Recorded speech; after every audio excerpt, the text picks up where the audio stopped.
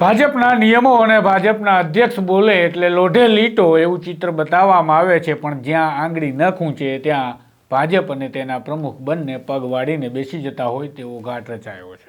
આવા જ કિસ્સાની વાત કરવી છે જ્યાં ભાજપના નિયમો સાથે કોમ્પ્રોમાઇઝ કરી CR પાટીલને નમીને દેવું પડ્યું છે. પોરબંદરના કુતિયાણાની આ વાત છે, જ્યાં ભાજપના કોઈ નિયમો અને ભાજપના પ્રમુખના કોઈ ભાષણો નગરપાલિકાની ચૂંટણી સમયે ચાલ્યા નહીં. વૈષ્ણવજન તો તેને કહીએ જે પીડ પરાઈ જાનાને રે. નમસ્કાર, હું છું આપની સાથે તુષાર બસિયા. નવજીવન ન્યૂઝમાં આપનું સ્વાગત છે. નબળી બૈરી પર ધણી શુરો, આ કહેવતની માફક રાજકારણમાં જ્યાં ભક્તિ ચાલે ત્યાં હાઈકમાન્ડના નેતાઓ ધાર્યા પ્રમાણે કામ કરી લેતા હોય છે, પણ ન ચાલે તો પગ વાળીને બેસી જતા હોય છે. એ પછી ચાહે ભાજપ હોય, કોંગ્રેસ હોય કે આમ આદમી પાર્ટી, પણ ભાજપની અહીંયા વધારે ફજેતી થઈ છે, કારણ કે ભાજપના નેતાઓ શિસ્ત, નિયમ અને અધ્યક્ષના આદેશના નામે ખૂબ મોટી મોટી ગુલબાંગો ફૂંકતા ફરતા હોય છે.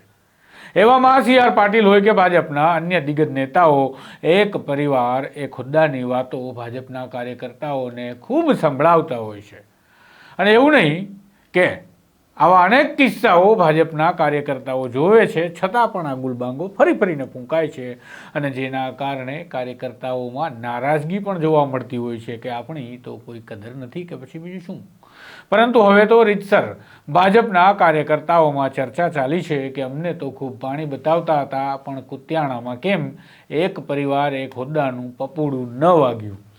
તો વાત કંઈક એવી છે કે પોરબંદર જિલ્લાની કુતિયાણા નગરપાલિકાની ચૂંટણી આવી ગઈ છે, માટે સ્વાભાવિક રીતે રાજકીય પક્ષમાંથી ચૂંટણી લડવા અનેક ઉમેદવારો થનગનતા હોય છે. પણ ભાજપમાં એવું કહેવાય છે કે ટિકિટ મેળવવી એ લોઢાના ચણા ચાવવા જેવી હોય છે, અને આ સ્થિતિમાં કુતિયાણા નગરપાલિકાના કુલ 6 વોર્ડની 24 બેઠકો માટે ચૂંટણીનો જંગ એક જ પરિવારમાંથી 4 સભ્યો ખેલવાના છે ભાજપની ટિકિટ પર.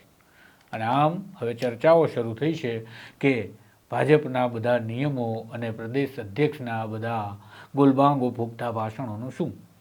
જેના કારણે ભાજપમાં એવી પણ ચર્ચા ચાલી રહી છે કે શું કોરી મેન્ડેટની ચોપડી ઢેલીબેનને આપી દેવામાં આવી હશે કે પછી શું. ટૂંકમાં કહીએ તો લાંબા સમયથી ઢેલીબેન ઓડેદરાનું એક હથ્થું શાસન કુતિયાણા નગરપાલિકા પર રહ્યું છે, અને હાલની ચૂંટણીમાં વોર્ડ નંબર 3માંથી ભાજપે ઢેલીબેન ઓડેદરા કે જેઓ હાલ નગરપાલિકાના પ્રમુખ પણ છે તેમને ફરી એક વખત ટિકિટ આપી છે. અને સાથે જ ભાજપે ઢેલીબેનના દીકરા વિક્રમ ઓડેદરાને વોર્ડ નંબર 1માંથી, જ્યારે પુત્રવધુ રાંભીબેનને વોર્ડ નંબર 6માંથી ભાજપની ટિકિટ મળી છે, અને ઢેલીબેનના બહેન જીવતીબેન કડછાને વોર્ડ નંબર 2માંથી ભાજપની ટિકિટ મળી છે.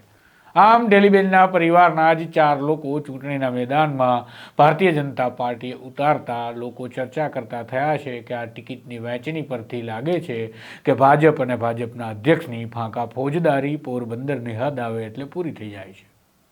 અન્યથા જે નિયમો સામાન્ય કાર્યકર્તાઓ કે જે વર્ષોથી પાથરણા ઉઠાવી રહ્યા છે તેમને બતાવવામાં આવે છે, તે નિયમો કદાચ ઢેલીબેનને પણ ભાજપ બતાવી શક્યું હોત, પણ એવું ન થયું.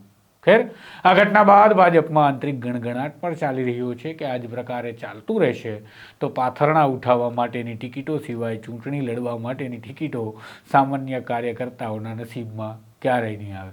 ખેર, આપનું શું મંતવ્ય છે જરૂરથી કમેન્ટ બોક્સમાં જણાવશો. નમસ્કાર.